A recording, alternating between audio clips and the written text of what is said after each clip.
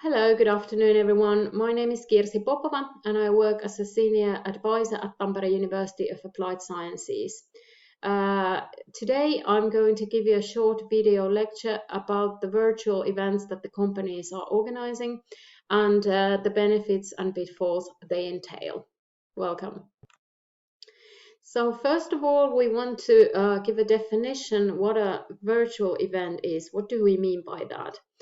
A virtual event is an online event that involves people interacting in a virtual environment on the web rather than meeting in a physical location face to face.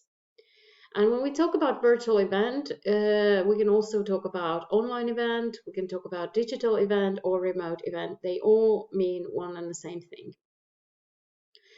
And if we look at the forms of different events, they obviously depend on the objective, what the company or the employer wants to achieve with that event, whether it's digital, hybrid, or on-site. And below here I have listed 4 different categories of events that are organized virtually.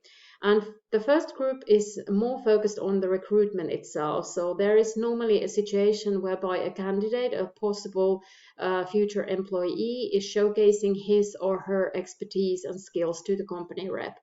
This can include company speed dating events, pitch talks, job fairs, hackathons, or gamification events.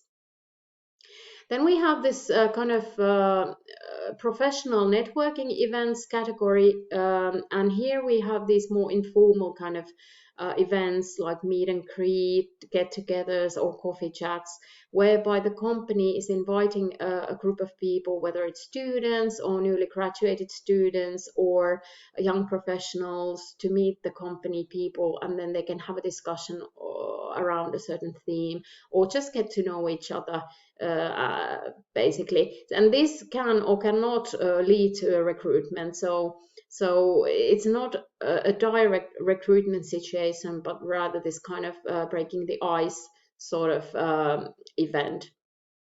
And then we have the what I've labeled company branding events, and they can be virtual open house visits or office tours, whereby the company reps take the participants to see the offices or the venues that the company has, how people work in a daily basis, and what the company has to offer. So these have become actually really popular now during the COVID and post-COVID periods, whereby people are not so willing to travel anymore and go visit places, in person.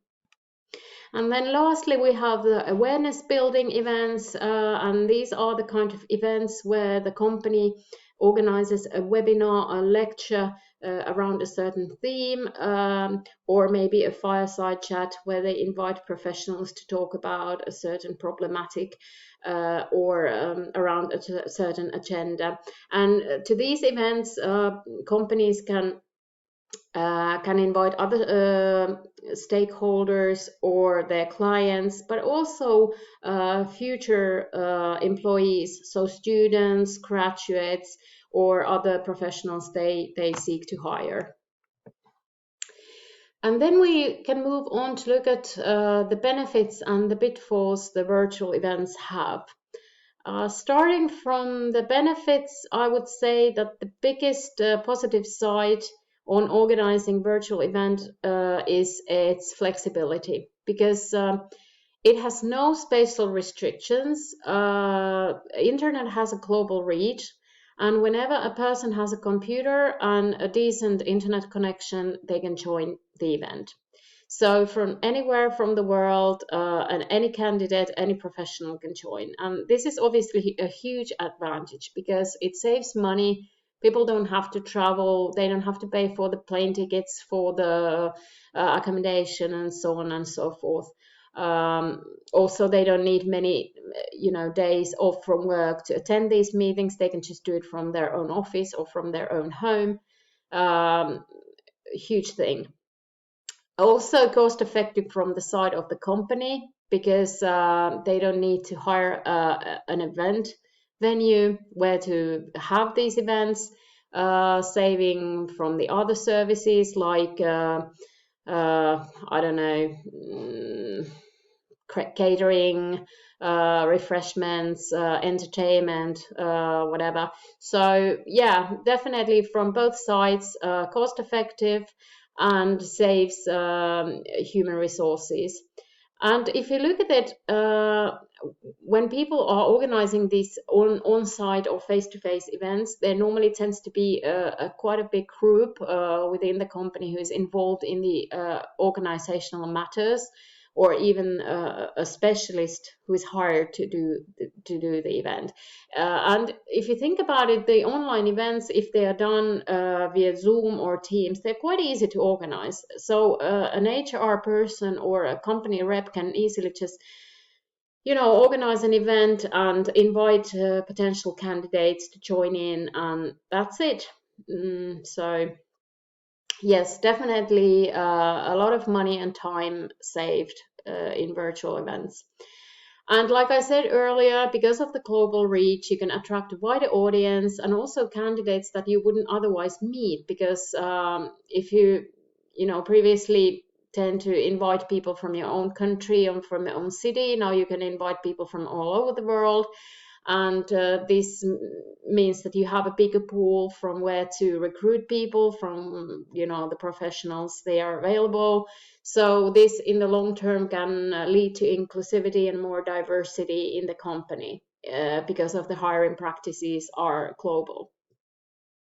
Then on the downside, I would say there is definitely the dependence on the technology. You have to have a good, decent, and very fast, I would say, internet connection to have a virtual event. And also a person who is attending these meetings or events should have at least a computer or a smartphone to do that.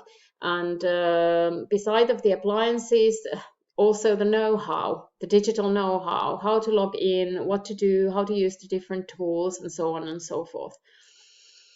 And then a point I will come to next a bit more closely, it's the networking, because obviously we understand that online the networking becomes more limited. First of all, there's no body language. You can't see the other participants or the company people like you would in an on-site meeting. You can't read their body language. You can't, see how they position themselves, how they move. All these kind of things, they disappear when you are online. Also, there's less natural encounters that you would have in an on-site meeting where people tend to, have a chat over coffee or tea, or when they have breaks, they go have a chat. Or after the event, they have these after works or dinners. So all that is missing when you have an online event. And that leads to the fact that more effort is definitely needed to activate the audience. Otherwise, the event is not going to succeed. What we have also noticed, at least from our experience from DigiMESH, is that when you have an online event, there's normally a bigger no-show percentage. So a lot of people who have registered for the event, they simply don't show up. So I would say that the percentage is like maybe 30% that will come actually, and 50 to 70 that don't show up. So it's quite a big percentage, and I would say there's no fact. I don't know. We haven't done any research on this, but I would say that the percentage is definitely bigger than in on-site events. Then I would also add that the virtual events can favor some participants over others, because I think that the people who are very vocal and very brave to ask questions and engage in discussions, they usually dominate in these virtual events. And also the fact that there can be a language barrier. If the audience is global, then you have to make sure that you conduct the event in a language that everybody understands. Maybe everyone is not so, comfortable in asking questions in their, in a foreign language. and so on and so forth. So organizers have to make an effort to lower the language barrier as well. Yes, like I mentioned earlier, networking is more difficult in these virtual events, and also I think interacting with people in general is sometimes more complex. And to this end, or to make it easier, some tools and platforms can be used, and I have listed here a few of them. And I would suggest that where possible, it's always good to familiarize oneself with the tool in question. So when you have registered for the event, if you know what tools they're using, then or which platform, then I would say that it's a good idea to go and Google it and see how it works so that you're ready. For group activities, I would say these three, the round table and the 6 hats, where people are sort of wearing different hats and are looking at some sort of issue from different viewpoints, are very good.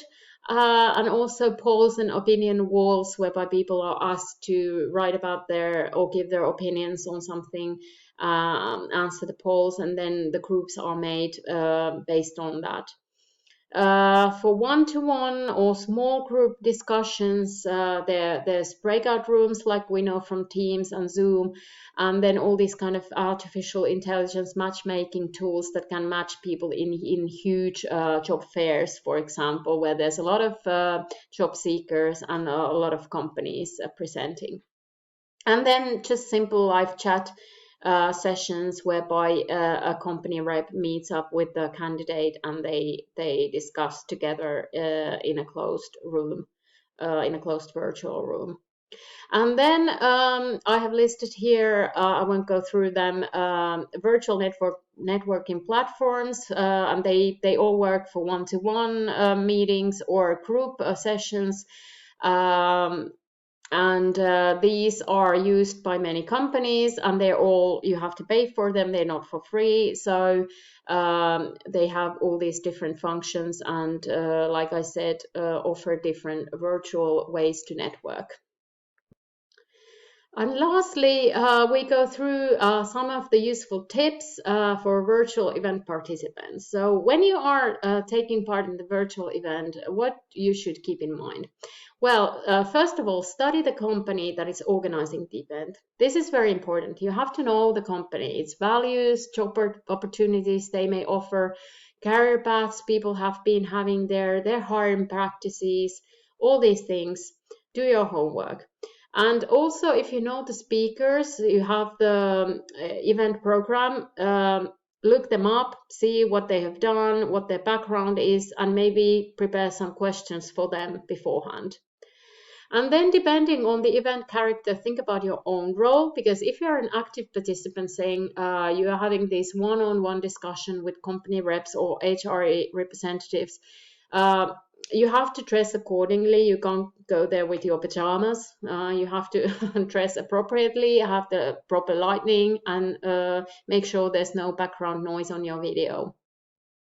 Or if you're a passive listener, then you don't have to, pay so much attention to these facts. Then get familiar with the technology, make sure the internet works and the audio work, you know how to log into the event, and you know how to use the platforms and tools that may be introduced in the event, like I said earlier. So make sure this all works before you step into the event. And then practice your introduction. You should be ready to tell who you are, where you come from, and what your experience is. It should be very brief and informative. And also, it's all good to have your LinkedIn profile ready so that you can just put the link on. Be active, ask questions by raising your hand or in chat. Connect with others and be interested in what they have to say, but avoid being too pushy, because if you start asking too many questions or commenting or liking all the time, then people might find it irritating. So keep relevant comments, keep them short, and you'll be fine. And then capitalize on the connections you have made during these events. So after the event, make sure that you connect with the company and with other participants, maybe on LinkedIn or other social media. So capitalize on the connections you made. And lastly, leave a positive image of yourself. Thank you.